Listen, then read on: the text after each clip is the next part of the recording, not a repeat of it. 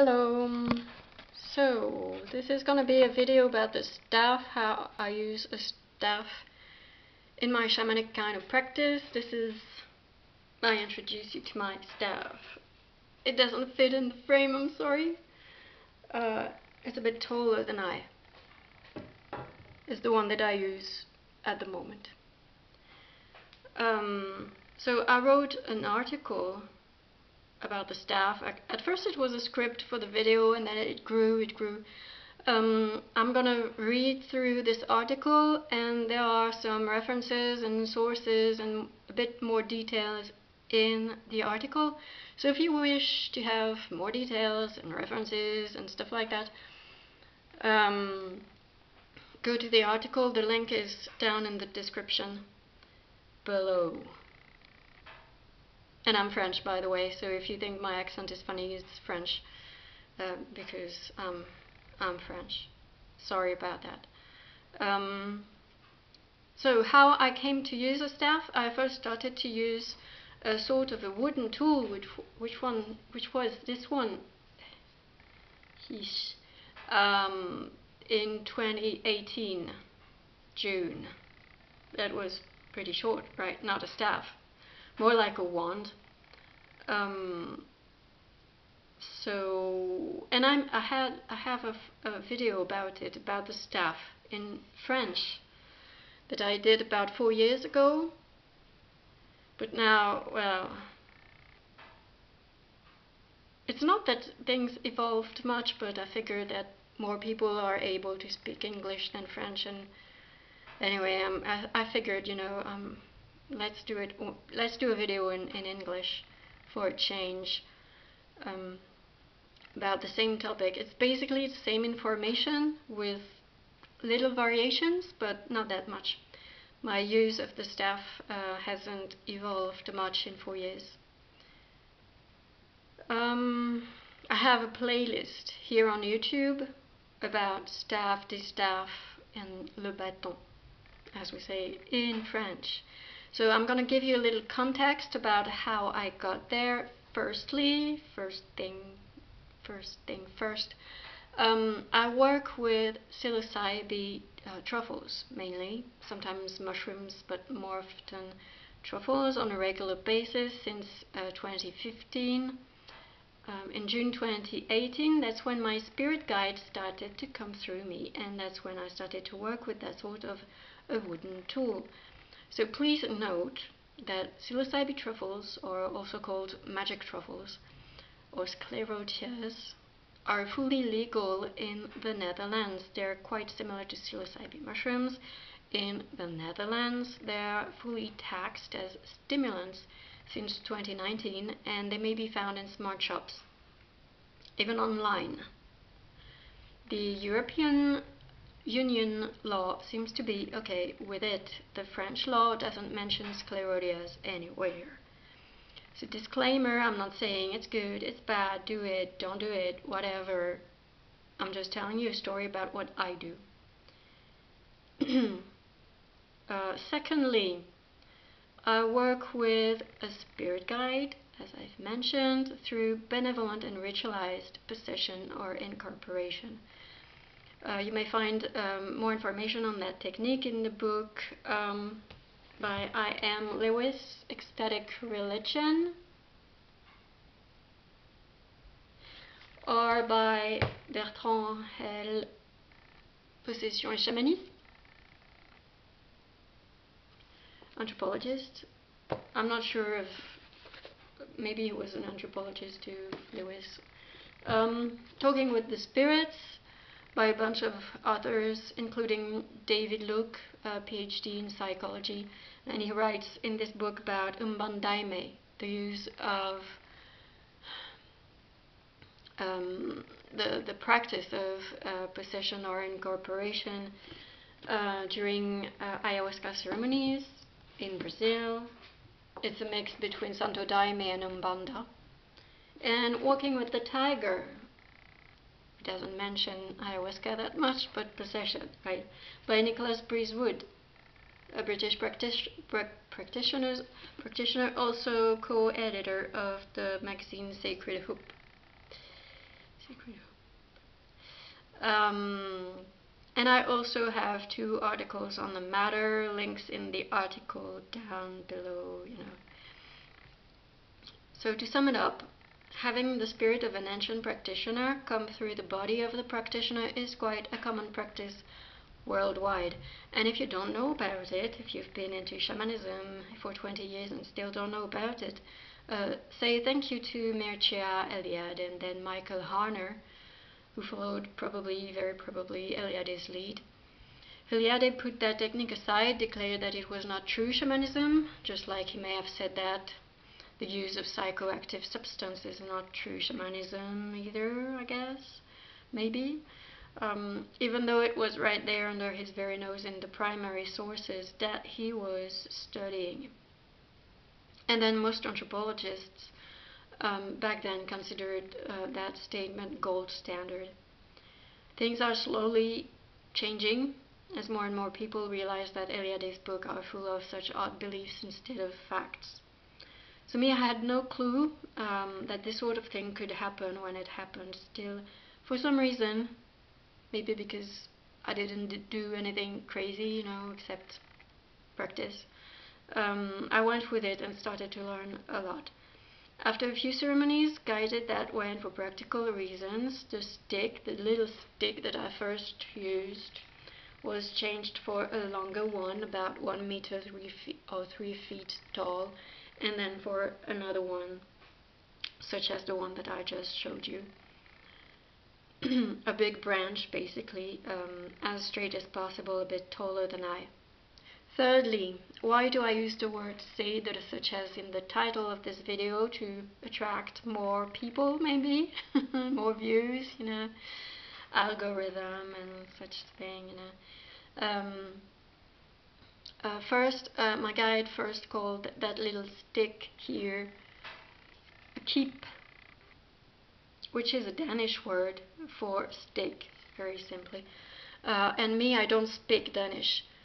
I found out it was Danish by looking online for words meaning stick in various Germanic languages, since calling a stick a keep, K-E-E-P, the English verb to keep, didn't make perfect sense to me. Second, at the beginning, when my spirit guide first came through, she would speak English with a strong kind of German or Scandinavian accent, and a funny rudimentary English grammar, nothing like mine's. Though mines are not perfect, they're not that funny, I think, I've been told.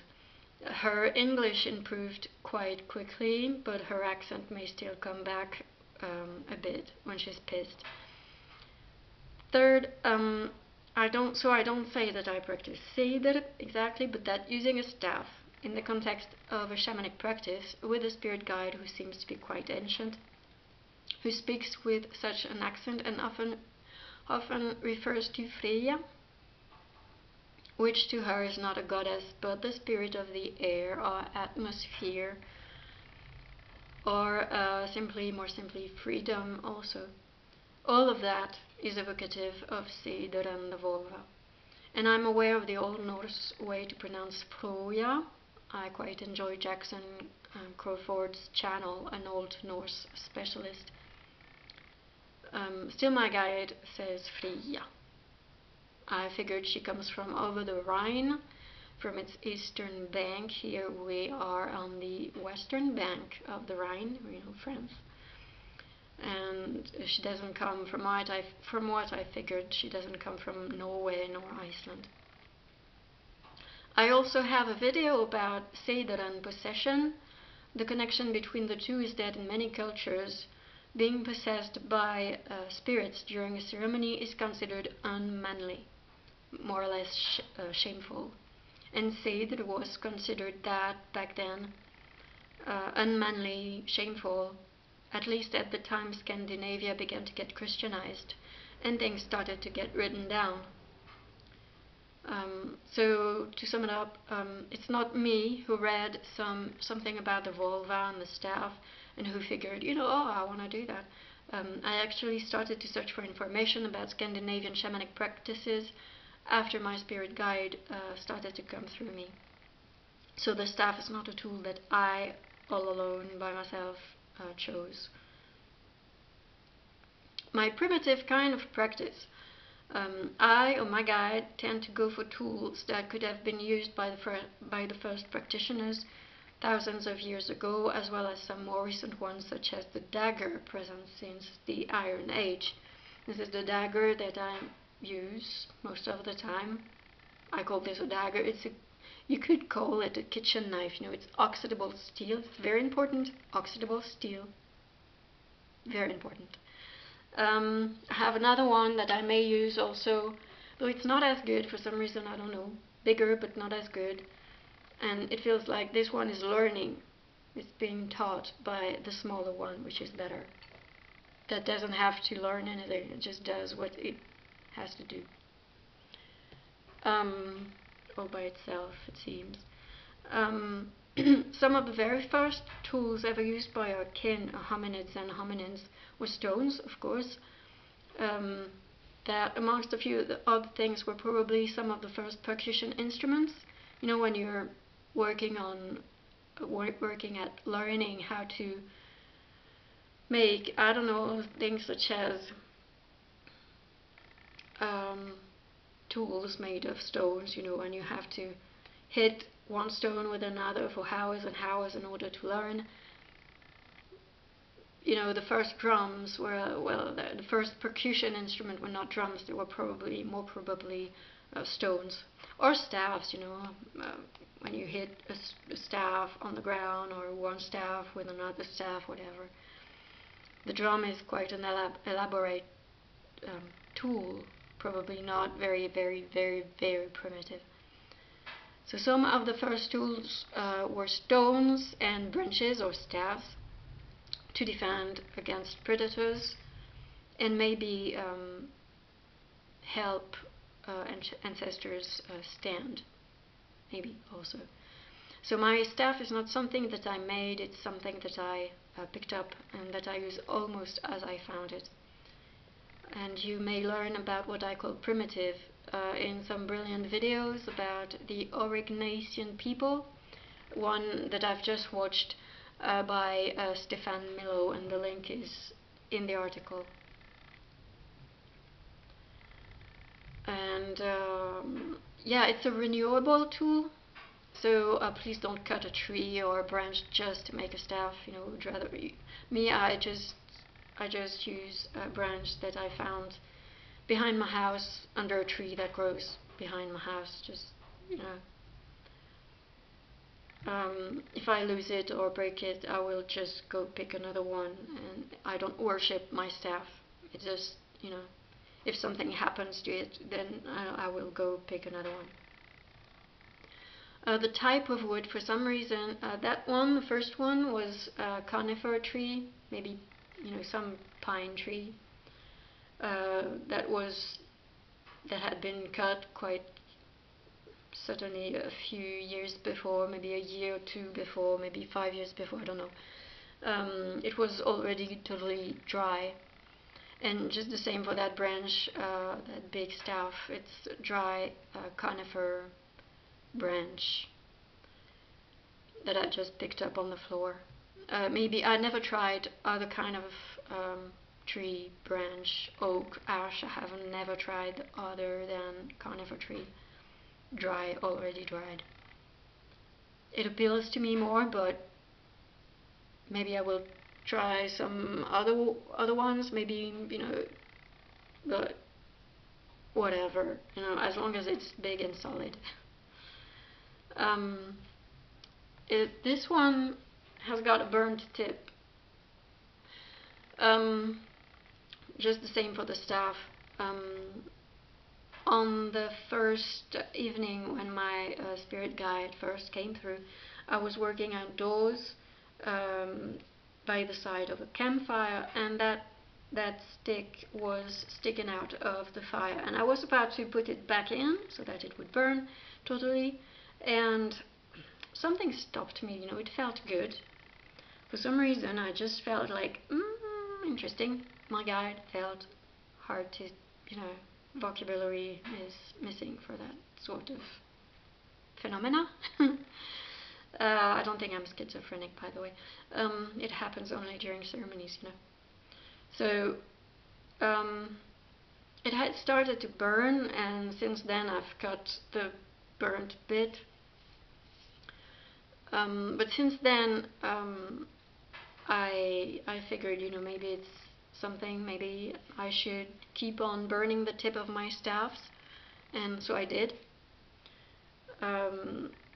It gives it a shape that looks like an ancient spear, and in times of need, it may help remember light, fire, the importance of breathing in order to fuel our heart and emit some sort of inner light. I find the topic of biophotons quite fascinating. It's a scientific matter, you know, biophotons, the ability of living cells to emit light. For real, it's not esotericism, you know. The shape. I use the staff as a sort of second spine to strengthen my biofield, my chi, my energy field, whatever you want to call it. I use the staff for stability, reliability, so I want it as straight as possible. The big branch that I have here is pretty straight and not too damaged or cracked. There's a little piece missing here, but basically it's quite stout. Quite so. The staff helps me stand when I encounter strong resistances. At times, you know, it may happen, such as very pissed spirits, and a pissed spirit is sometimes a benevolent spirit that has been pissed by others than I. Yeah, please refrain, and I say this especially to psychonauts who are quick to consider that an entity, as we say it in the scientific literature, an entity that looks aggressive is necessarily a demon trying to get them. No. Sometimes it's a benevolent spirit that's been pissed by someone, not always you. Sometimes you get pissed, and rightfully so, and you're not necessarily a demon, right? So the staff better be solid, preferably not all twisted or cracked. At least mine, that's how I go. An old, ancient object that may have been used as a staff was the distaff, that would have been dressed with carded wool to spin it. Some distaff made of metal have been found in Scandinavian graves. It was a very common tool back then, found in every house, a simple stick, like this one but longer, may have been used, might have been used as, could have been used, and was probably used by the poorest people around as a distaff. It doesn't have to be fancy. And funny thing, a distaff dressed with carded wool ends up looking like a broom. Side note, a little detail about repetitive movements. Repetitive movements are known to facilitate trance. So I believe that spinning wool, amongst other, you know, daily necessities, could have led some women or men, who knows, to enter some forms of trance, such as, you know, knocking one stone against another to make a tool. That's a repetitive movement. Percussion and repetitive rhythm. Who knows where it may have led some of our ancestors, dozens of thousands of years ago. Traveling and self-defense. In the historical sources, it's said that the vulva tended to travel. If she was traveling alone, especially a staff could have been used as a defensive weapon. In any way, I guess it would have had to be quite stout to stand lots of walking, and maybe not as heavy and tall as the one that I use at the moment, which is not very practical for walking long distance. Many martial arts use staves as weapons, of course. See, for example, Kalari Payat, or Kalari Payatu, I don't know how to pronounce it right, also called the mother of martial arts in India. And I give links to some videos by Tom Longhorn, about the staff in the Highlands in Scotland. Brilliant channel. The size, my biofield, which I strengthen with the staff, is taller than I. A biofield is all that we cannot see, the subtle kind of energies that we emit for real, like electromagnetic field and certain kinds of sound and light and whatever. It's a scientific term. My biofield is taller than I, and I find that a staff slightly taller than I is best to help me stand tall. I found out about that when trying to use the short stick, the first one, then a staff about 1 meter or 3 feet long. At times, while sitting down during the first ceremonies in 2018, I had to use that as a sort of an umbrella, a little bit above my head to, well, hold my ground basically, for better protection. So I found out that a taller one would be better, so that I would just have to put it on the ground and be okay, not have to, up and down, up and down. But then when standing, the little 1 meter long staff would not be enough for my entire body. I would put it, up, and then my legs would get wobbly, or I would put it down and my legs would be okay, but then my torso would not be so strong. So this is how I ended up using a big branch taller than I. And I still may use it when sitting. Then the look. How does my staff look? It's very bland, it's very natural, it's very bare. Imagine what a staff could have looked like 10,000 or 100,000 years ago. It could have been dressed, of course, and made look pretty, painted with ochre or other kinds of pigments, maybe carved. But first and foremost, I think it should have been strong and easy to handle. Something strong and big enough to scare predators away.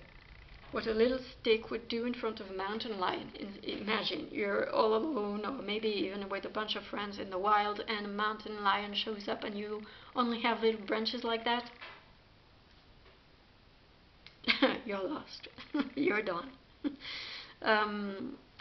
Think spear rather than a wand. I think it's best.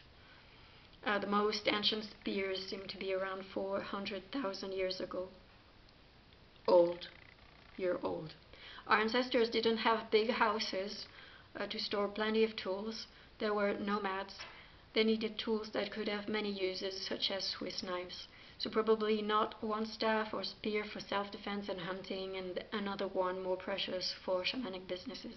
So I go for a big, tall, hard, dry, sanded branch with no splinters so I don't hurt myself when holding it. And that's the only thing that I really did, was taking off the bark and sanding it with sanding paper. Very, very modern kind of paper. No paint, no varnish or anything synthetic of the kind. I keep my staff indoors at all times, almost, unless I do an outdoor ceremony. So why bother about insects? I should protect it from humidity. No insect in my house. Besides covering the wood with varnish or paint, especially modern ones, will insulate it from my hands, so I won't be in contact with it anymore. I would hold varnish or paint, not wood, during ceremonies, and it's the spirit or energy of the wood that helps, not those of petrochemicals. Petrochemicals, in my case, end up ruining my energy instead of strengthening it. So maybe some natural paint could do if I really wanted to paint something, Swedish paint, also called flower paint, made of flower, ochre, linseed oil, soap and iron sulfate, maybe also egg tempera. Another kind of natural paint could do, but again, it's the spirit or energy of the wood that helps. And that means its physical and chemical properties, structure, not just some ethereal stuff. The spirit of other stuff may get in the way. Painting the tip could be an alternative if I really wanted to paint something, but I'd keep the paint away from the area where I hold the staff, at least until I have tested the effect it's got on me during ceremonies. I've never tried this to paint anything. It's quite something, you know. It's not my kind of competence, you know, art. And the staff works good naked, so why bother? The spirit or energy of iron and grains in particular may have powerful effects, so watch out.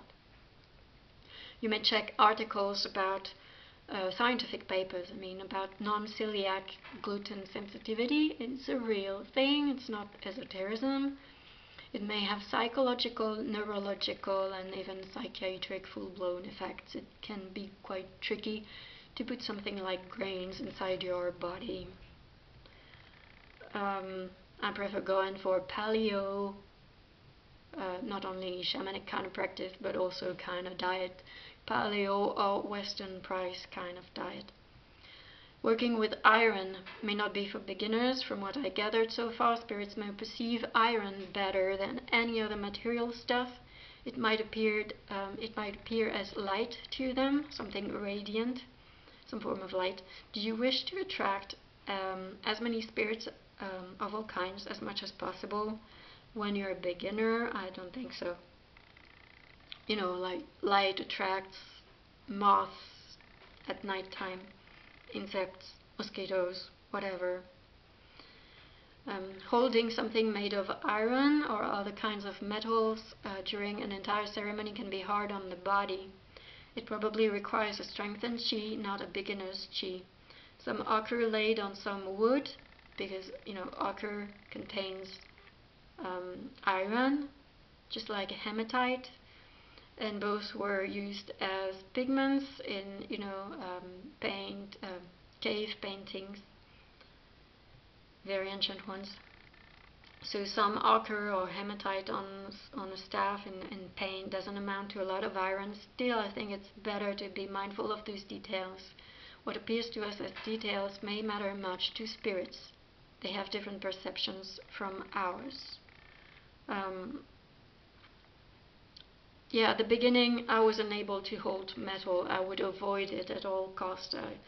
From 2015 to 2018, I would avoid metal. Holding metal would screw my energy, weakening me, and then slowly I came to it, and now I can hold the dagger during the entire ceremony. And in case it gets too difficult, because it takes some energy, and sometimes it gets a bit hot, and that's when I know that it's starting to get a bit too much for me, and then I may switch to this antler, deer antler, which is softer, and I could eventually, I guess, go back to the little stick that I first used. Sound, very important point. Sound, one of the main ways to communicate with spirits is through sound. Spirits bother much more about what you say than about what you carve on something, because they perceive sound waves much better than anything else, better than iron, I believe.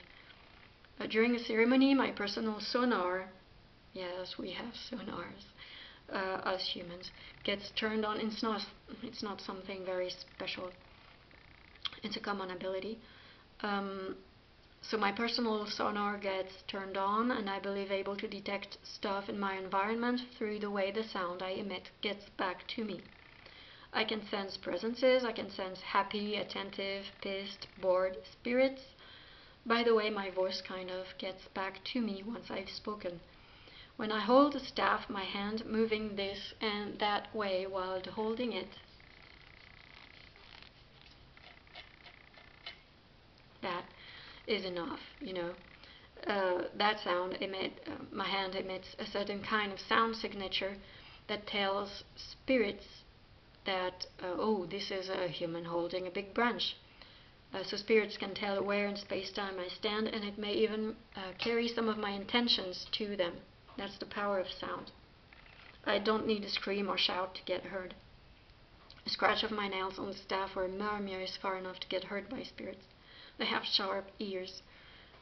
Other animals, such as chimpanzees or beavers or rats, are able to hold branches, but of course the shape and skin of their hands or paws are different, so will emit different sound signatures when holding a piece of wood. A few times I've also used the base of the staff to strike the ground, as to say, or show, hey, I've spoken. But I've learned better since I hit one of my toes that way, which ended up with a nice cut. It taught me to behave better and control myself a bit more. Yes, I learned sometimes, the hard way. Music. I've seen a video in which a woman explained that this video is in the playlist that I mentioned at the beginning about the staff. So in one video I saw a woman explaining she used the staff as a sort of music instrument for percussion, for rhythm as she sings, but me, I don't sing, so I don't use the staff that way. And I give a few links about seeing with sounds, a documentary called, in the article I give a few links, such as The Secret Study of Seeing with Sound, a documentary here on YouTube, or a TEDx talk by Danielle Kish, Kish, and another documentary about the Regalec, Premier Contact avec le Poisson Roi, very cool fish, the Regalec. How I hold the staff the right way, which means that the smallest, thinnest bit is up, burnt, and the largest bit is down on the ground. Not like Gandalf, in The Lord of the Ring, who seems to be holding his staff with the branches, the root structure up, which is not very logical to me. The wood grows, from bottom up, so I hold it that way. And with the right hand. I hold my staff with the right hand on my right side, of course, together with the dagger, so most of the time it looks like that way.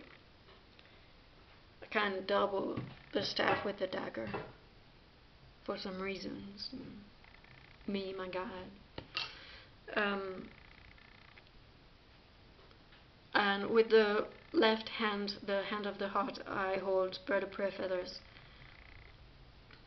And at the beginning in 2018, 2019, I used the staff a few times in a different way, putting it in between my feet, my knees, and against my forehead. And it felt like it was helping me reach higher grounds, so to speak. But it happened only a few times, and I haven't done it in quite some time. That's the closest I've ever felt to riding a broomstick. I got to think it was like doing some sort of mudra, as in yoga or meditation. It seemed to help shift the way my energy flowed. At last, direct the energy. Eventually, the first stick that I used, the small one, more like a wand than a staff, could have been used to direct energy or attention. Now, with the big staff, it's not that practical to use it to direct energy, so I would rather use the dagger for that, which I use, I think, I'm not sure, but it looks like I may use it a bit like a purba or kila, as in Vajrayana, Buddhist kind of shamanic practices. And by the way, I don't cast a circle with the staff, neither with the dagger. I open the ceremony by asking protection to benevolent spirits, amongst a few other things, and then by blessing the directions, asking them blessing, guidance, and protection, and that seems to work fine so far to generate a rather safe space around me. Rather, it's not perfect. I never reach perfect protection. That's why it may get risky business at times. In case you have experiences to share, opinions, constructive critics, suggestions, whatever, they're welcome. There. See you next time. Bye.